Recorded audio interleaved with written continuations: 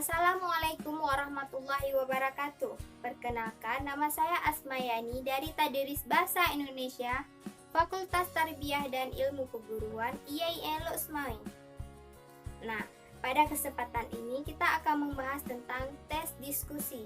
Sebelumnya, ada yang tahu apa itu tes diskusi?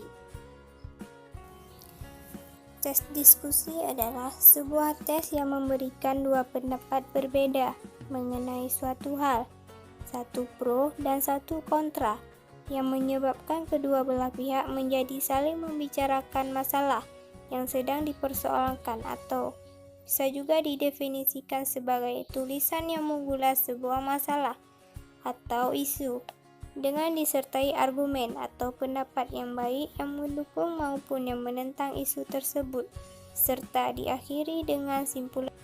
Adapun tujuan dari tes diskusi yaitu untuk mencari kesepakatan atau kesepahaman antara pendapat dan gagasan. Tes diskusi juga mempunyai struktur. Adapun struktur tes diskusi yaitu meliputi isu, argumen, dan simpulan. Isu ini berisikan terkait masalah yang akan didiskusi dan dibahas secara lebih lanjut.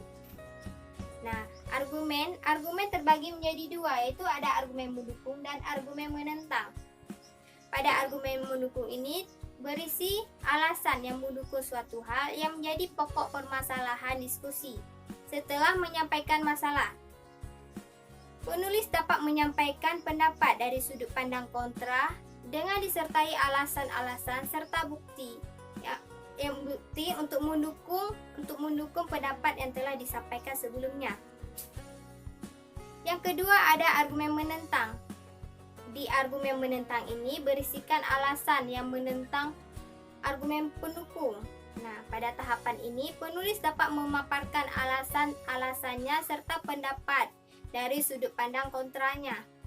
Dan yang terakhir ada simpulan. Simpulan ini adalah hasil akhir yang berisikan kesimpulan dan rekomendasi tentang isu yang dibahas. Nah, berisikan jalan tengah antara pendapat pro dan pendapat yang kontra. Selanjutnya ada kaidah kebahasaan.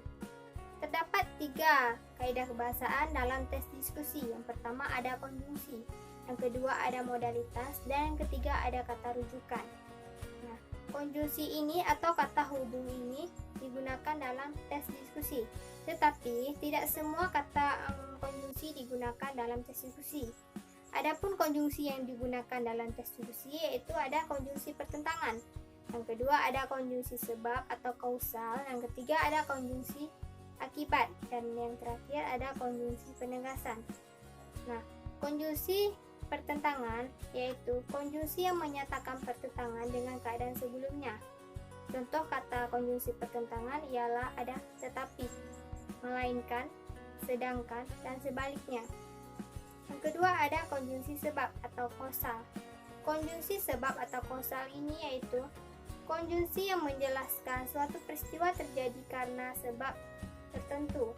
Contohnya ada kata tetapi, ada kata jika, ada kata apabila, ada kata sebab, dan ada kata disebabkan. Yang ketiga ada konjungsi akibat. Konjungsi akibat adalah konjungsi yang menjelaskan suatu peristiwa terjadi akibat suatu hal. Contohnya ada kata sehingga, maka, sampai, dan akibat, dan lain sebagainya. Dan yang terakhir ada konjungsi penegasan. Konjungsi penegasan ialah konjungsi yang menghubungkan hal yang menegaskan sesuatu. Misalnya ada kata apalagi, lagi pula, bahkan, dan lain sebagainya. Kaidah kebahasaan yang kedua ada modalitas. Modalitas adalah kata keterangan dalam kalimat yang menyatakan sikap pembicara terhadap hal yang dibicarakan, yakni mengenai perbuatan, keadaan, peristiwa, atau sikap terhadap lawan bicaranya. Sikap ini dapat berupa pernyataan kemungkinan, keinginan, larangan, keraguan, maupun ajakan. Kata-kata yang merupakan dari modalitas seperti di sini ada harus. Harus ini merupakan pernyataan keyakinan. Di sini ada lagi kata akan, ingin, dan semoga. Ini termasuk dalam pernyataan keinginan. Ada lagi kata jangan dan tidak boleh. Ini termasuk ke dalam pernyataan larangan. Ada lagi kata sungguh. Sungguh ini termasuk dalam pernyataan keraguan. Kaidah kebahasaan yang terakhir ada kata rujukan.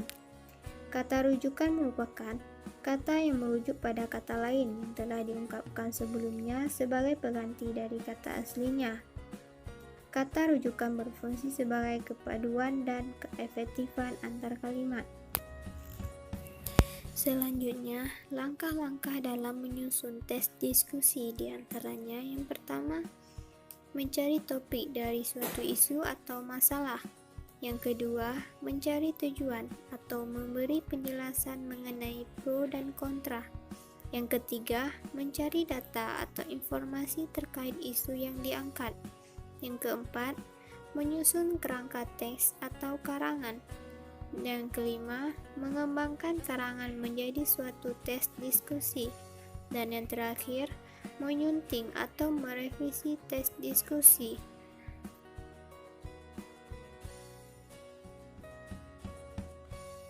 Audio Jungle.